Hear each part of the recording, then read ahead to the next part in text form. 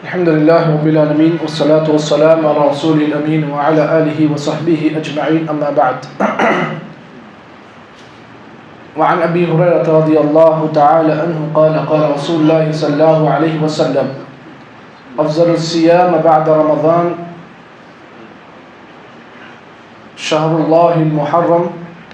وأفضل الصلاة بعد الفريضة صلاة الليل رواه مسلم ورواہ الترمذی وقال هذا حدیث حسن۔ امام ترمذی علیہ الرحمہ نے اپنی کتاب جامع الترمذی میں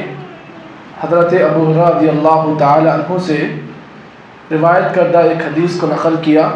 ابو ہریرہ رضی اللہ تعالی عنہ روایت کرتے ہیں اللہ کے نبی صلی اللہ علیہ وسلم نے ارشاد فرمایا افضل الصیام بعد رمضان، اللہ کے نبی نے فرمایا کہ ماہ رمضان کے بعد سب سے افضل روزے شہر اللہ المحرم، وہ محرم کے روزے ہیں۔ دوسری بات جو اللہ کے نبی نے اس حدیث میں بیان کی، آپ نے فرمایا وَأَفْضَلُ الصَّلَاةِ بَعْدَ الْفَرِيضَةِ، فرض نماز کے بعد سب سے افضل نماز صلاۃ اللیل یعنی رات کی نماز ہے، یعنی تہجد کی نماز ہے۔ اس حدیث کے اندر اللہ کے نبی صلی اللہ علیہ وسلم نے دو باتیں بیان کی ہیں۔ پہلی بات اللہ کے نبی نے اس حدیث میں جو بیان کی وہ یہ ہے کہ ماہ رمضان گزرنے کے بعد یعنی ماہ رمضان کے روزوں کے بعد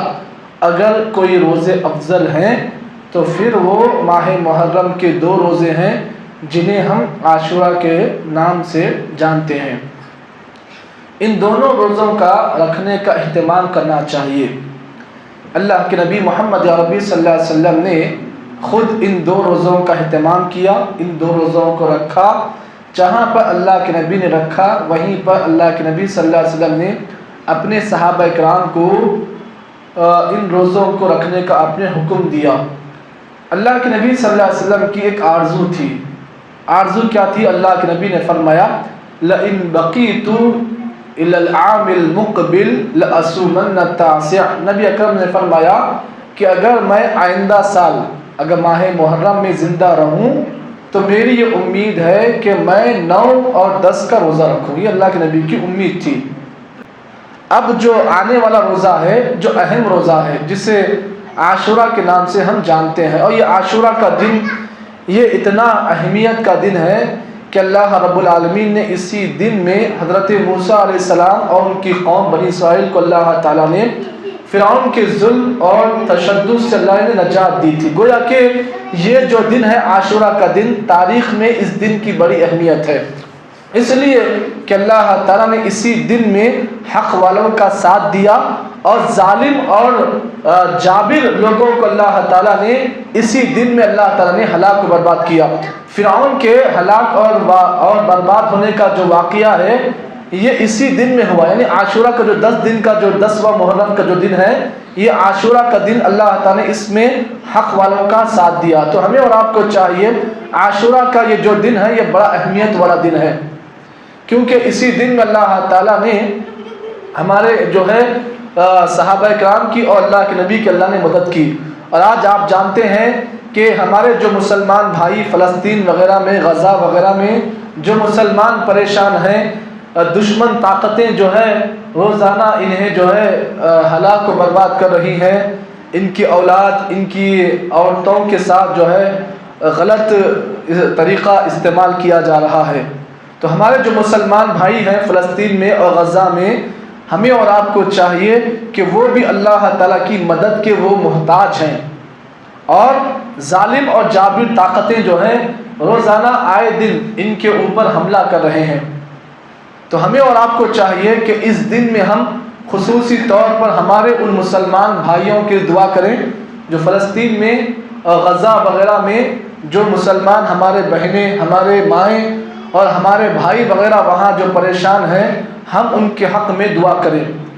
اور یہاں پر آپ اس بات کو بھی جان لیں، خصوصی طور پر روزے رکھنے کا آپ اہتمام کریں۔ اللہ کے نبی صلی اللہ علیہ وسلم کے بارے میں آتا ہے، آپ علیہ الصلوۃ والسلام نے فرمایا من صام یوما فی سبیل اللہ بعد اللہ وجہہ عن النار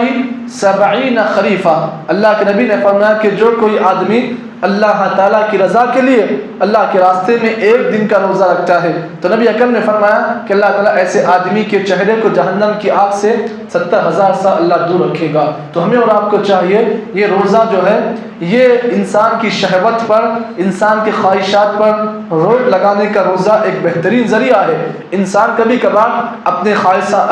خواہشات نفس کا جو ہے انسان غلام بن جاتا ہے، تو روزہ انسان کو یہ بتاتا ہے کہ نہیں،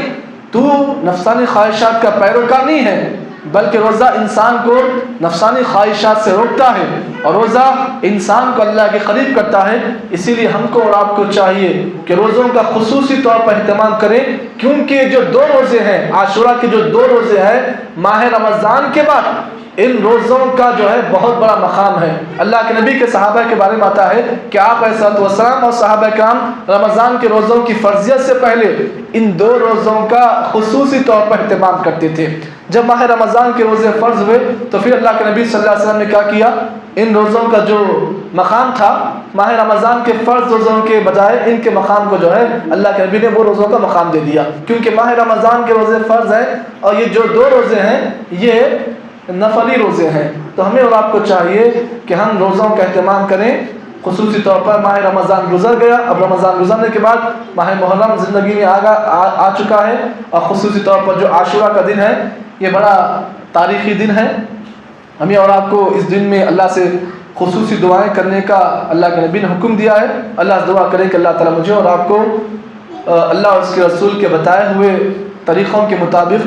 زندگی گزارنے کی توفیق عطا فرمائے۔ اللہ اور اس کے رسول نے جن جن کاموں کو کرنے کا حکم دیا ان کاموں کو کرنے کی توفیق دے، اور جن جن کاموں سے اللہ اور اس کے رسول نے روکا ہے ان کاموں سے اللہ تعالیٰ رکنے کی ہر مسلمان کو توفیق دے، آمین۔ سبحان اللہ بحمدہ، سبحانک اللہم وبحمدک، نشہد ان لا الہ الا انت، نستغفرک ونتوب الیک۔